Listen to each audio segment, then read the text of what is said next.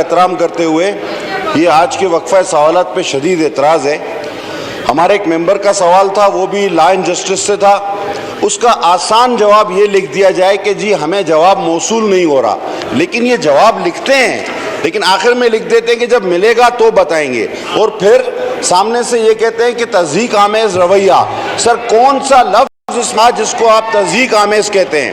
अब ये dam fund के हवाले सवाल है तो उसमें भी यही कि इतनी लंबी बात लिख दी और बाद में लिखा कि जी हमें मिलेगा तो बताएंगे। आप सीधा लिख दें कि वो हमें जवाब नहीं देते। अच्छा, मिनिस्टर पावर से सवाल किया गया तो वो कहते हैं मेरे पास आ जाएं तो मैं आपको जवाब दूंगा। तो सर ये क्या लतीफ़े हो रहे हैं सर, किसी सवाल का जवाब नहीं आ रहा। और ये डैम फंड पे सीधा सीधा लिख दें कि वो डैम बाबा फंड लेके भाग गया, वो डैम फंड लेके भाग गया डैम बाबा, सीधा लिख दें इस पे। बाबर अवान साहब, जी बाबर अवान साहब, वो बाबर अवान साहब,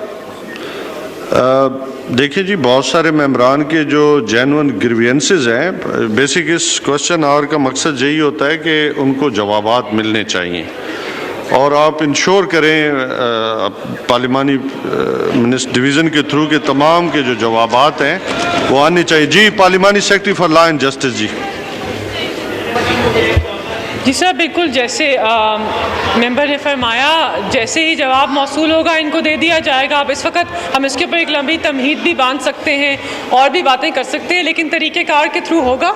जैसे ही जवाब मौसूल होगा पार्लियामान में पेश कर देंगे। हमारी तो कोशिश होती है कि मेंबर्स ऑफ पार्लियामेंट की हम मदद करें, जो सवाल वो पूछते हैं उनकी जवाबात पेश करें, अपनी ज़िम्मेदारी को हम अच्छी तरह निभाएं। लेकिन जो इन्फॉर्मेशन हमारे ज़िम्मे में नहीं आती या हमारे पास नहीं है, हम इनको दे नहीं सकते। इसका सिंपल जवाब यही है, जैसे ही आएगी इनको पेश कर देंगे। मलिका बुखारी साहबा, आप कोशिश करें कि जवाबात जो हैं वो हाउस में जब पूछे जाते हैं तो उनका जवाब आना चाहिए।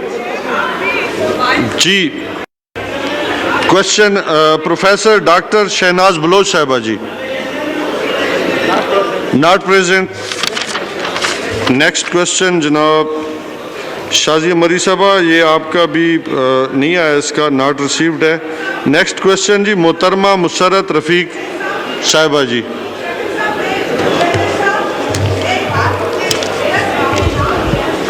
जी आपका भी जवाब नहीं आया। जी शाजिया मरी साहबा। शुक्रिया चेयरमैन साहब। देखें, या आपने बहुत अच्छी बात की उस कुर्सी पे बैठकर कि सवालात के जवाब मिलने चाहिए, और मुझे भी दुख हुआ कि जवाब ना होने पर एक ऑनरेबल मेंबर के ऊपर गलत इल्ज़ाम लगा कि उन्होंने तज़हीक आमेज़ ज़बान इस्तेमाल की, जो कि गलत है। ठीक। दूसरी बात, मेरा सवाल नंबर 3 है।